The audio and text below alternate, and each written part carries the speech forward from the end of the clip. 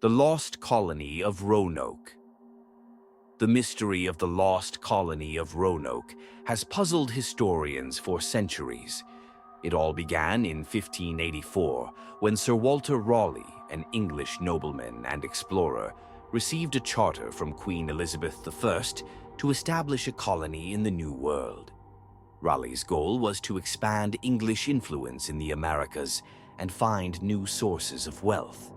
He sent several expeditions to scout the coast of what is now North Carolina, ultimately selecting Roanoke Island as the site for the first English settlement. In 1585, Raleigh sent a group of settlers, but their stay was short-lived as tensions with Native American tribes and a lack of supplies led to their return to England. Despite the failure of the first group, Raleigh remained determined to establish a permanent settlement in the Americas. In 1587, he dispatched a third group of settlers, led by John White.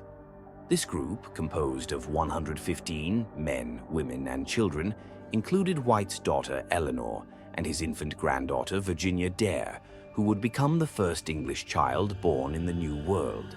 The settlers arrived on Roanoke Island and began construction of homes and crops, hopeful that this would be the start of a prosperous colony. However, the colonists' relations with the local Native American tribes, particularly the Croatoan, were not without tension. These tribes were crucial for trade, providing the settlers with food and resources, but disputes over land and supplies began to arise. Realizing the colony needed more supplies, White left for England later that year, promising to return in a few months.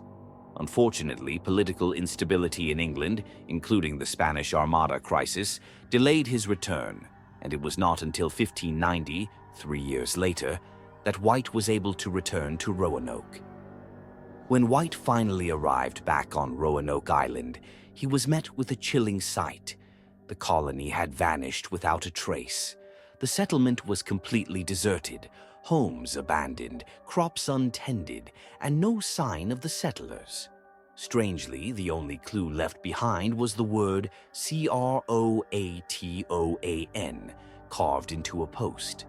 White believed that the word referred to the Croatoan tribe, which had been friendly with the settlers. The colonists may have left for Croatoan Island, where the tribe lived, but there were no further signs of them or their whereabouts. In a desperate bid to uncover the fate of the settlers, White attempted to sail to Croatoan Island, but a fierce storm forced him to abandon the search. Over the years, many theories have emerged to explain what happened to the colony. Some believe that the settlers were killed by hostile Native American tribes, though no signs of a battle or violence were found. Others suggest that the settlers may have been absorbed by the Croatoan tribe, either voluntarily or due to necessity. Perhaps the colonists were forced to leave Roanoke Island due to a severe drought or famine, seeking refuge with the nearby tribe. Another possibility is that the settlers may have moved inland to find better land or resources. There have been reports of Native American tribes in the region with fair skin and blue eyes, which some theorize could be descendants of the Roanoke settlers, though this remains speculative. Others believe that a catastrophic event, such as a hurricane or disease, could have wiped out the colony before White's return. Archaeologists and historians have continued to search for evidence of the missing settlers. Excavations on Roanoke Island have uncovered a number of artifacts, such as pottery, tools, and remnants of structures. But nothing has been found to definitively solve the mystery. In more recent years, some have claimed to have found evidence of European contact with Native Americans in the region, lending some credibility to the theory that the colonists were absorbed into nearby tribes. The mystery of the lost colony has only grown more intriguing over the centuries. Some believe that the spirits of the missing settlers still haunt Roanoke Island, with reports of strange lights, eerie noises, and shadowy figures seen in the area. These tales, passed down through generations, have added to the sense of mystery surrounding the lost colony. Whether they were victims of disease, war, or natural disaster, or whether they were simply absorbed into Native American tribes, the fate of the Roanoke settlers remains unsolved, leaving behind an enigmatic chapter in America's history. Though centuries have passed since the settlers of Roanoke vanished, the mystery of their disappearance still lingers, haunting the pages of history.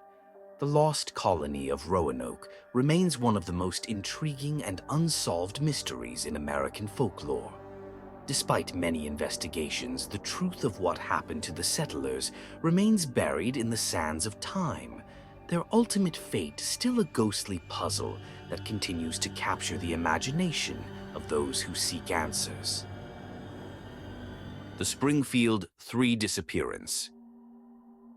The disappearance of 3 women from Springfield, Missouri in 1992 is one of the most chilling and perplexing mysteries of the 1990s. The case centers around Cheryl Levitt, her 19-year-old daughter, Suzanne Streeter, and Suzanne's 18-year-old friend, Stacy McCall. On the evening of June 6, 1992, Suzanne and Stacy stayed at Suzanne's house after attending a graduation party. It was a joyous occasion as Suzanne had just graduated from high school. The 3 women made plans to meet the following morning, but when Suzanne's father, Bob Levitt, arrived at the family home the next morning, a terrible realization set in. His wife, daughter, and her friend were gone without a trace. When Bob entered the house, he immediately noticed that the front door was unlocked and the house appeared eerily quiet. Upon further inspection, he found no signs of struggle or forced entry. What struck him as most unsettling was that the women had left their belongings behind. Their purses, wallets, keys, and even their cars were still in the driveway. It was as if they had simply vanished in the middle of the night. Suzanne's graduation gifts were left untouched, and the beds appeared undisturbed. It was as if they had gone somewhere voluntarily, but no one had any idea where they could have gone. The mystery of the Springfield Three grew even more disturbing as the hours passed without any sign of the women. Friends, family, and neighbors began to search the area, hoping for some clue to explain their disappearance. The police were called and an investigation was launched. In the early stages of the investigation, one important detail emerged. Just before they went missing, Suzanne and Stacy had made phone calls to their friends. In these conversations, they seemed nervous, as if they had felt uneasy or unsafe. A few hours later, Suzanne's last known phone call was placed to a friend, telling them she would be home soon. But after that call, there were no more contacts, no signs of life, and no indication of what had happened to the 3 women. As days passed and no one had any answers, theories began to surface. Some believed that the women had been abducted by someone they knew.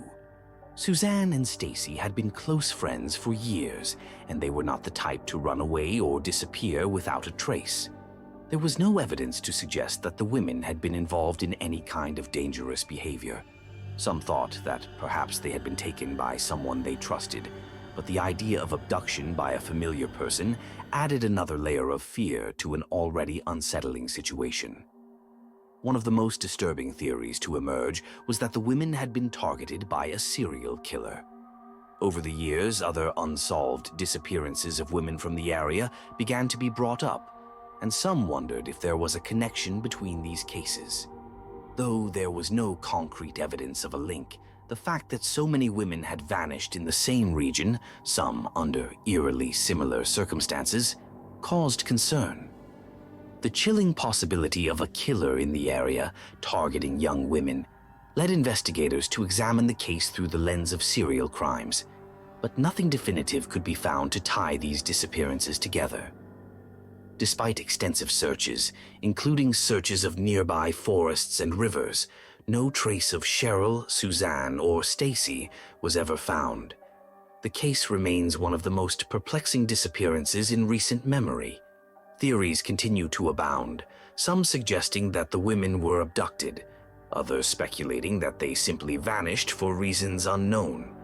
The chilling truth is that no one knows for sure what happened to them. the fact that they seemingly disappeared without a trace, leaving behind no physical evidence, and the eerie feeling that someone close to them might have been involved, makes this case one of the most disturbing unsolved mysteries in the United States. The families of the missing women never gave up hope. Over the years, new developments have surfaced, and investigators continue to re-examine the case. But the ultimate truth remains elusive. Could the women have been taken by a stranger, or was the answer closer to home?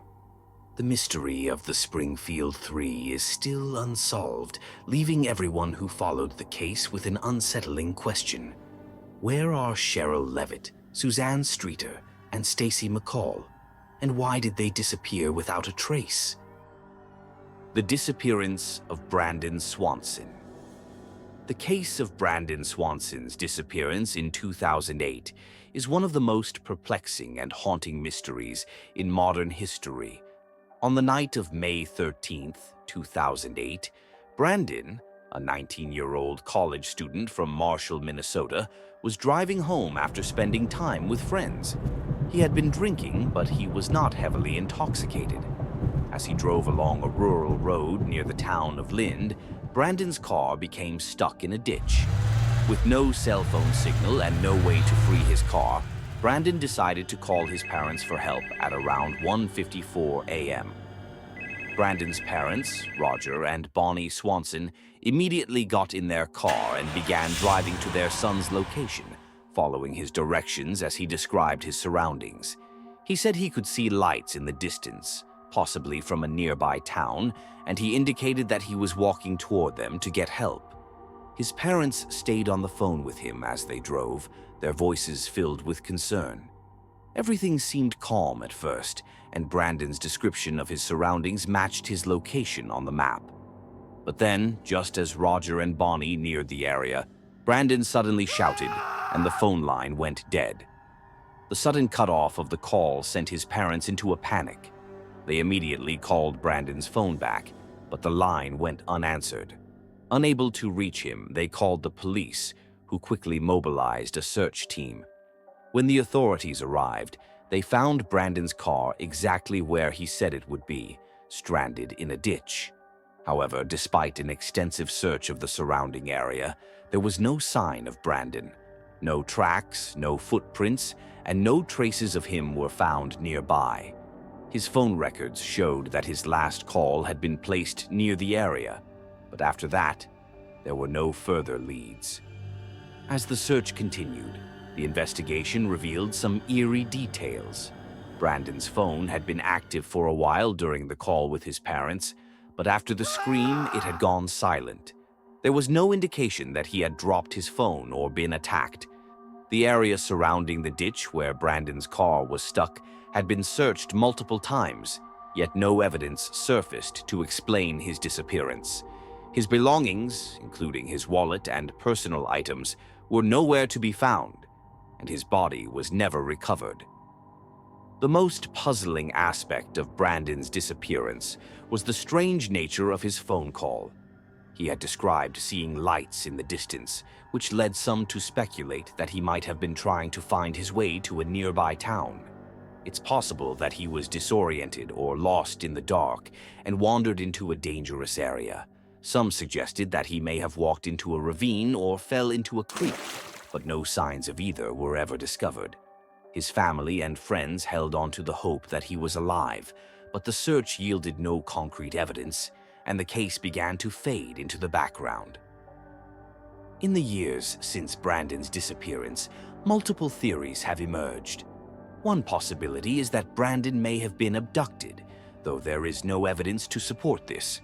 Some believe that he may have become disoriented, especially since his last phone call was filled with confusion, possibly leading him to wander further than he realized. Another theory suggests that he may have fallen into a nearby river or ravine, though the area was thoroughly searched by authorities and no trace of him was found. The lack of any physical evidence has made the case even more perplexing. Despite several efforts to revisit the case over the years, including the involvement of search dogs and new searches in the area, No one has ever been able to provide a definitive explanation. Some believe that Brandon was the victim of a tragic accident, while others feel that there was foul play involved. However, the complete absence of evidence and the strange circumstances of the phone call leave many unanswered questions. His disappearance remains a mystery to this day, leaving his family with only uncertainty and grief. The disappearance of Brandon Swanson has captivated the public, but it continues to haunt those closest to him. The eerie nature of the case, combined with the bizarre phone call, has left many wondering what really happened that night. Was it a simple accident, or is there something more sinister at play? Without any answers, Brandon's fate remains an unsettling enigma, and the chilling question of where he went that night lingers in the minds of all who hear his story. Thanks for watching. Come back soon for more dreaded whispers. Don't forget to like, comment, share, and subscribe.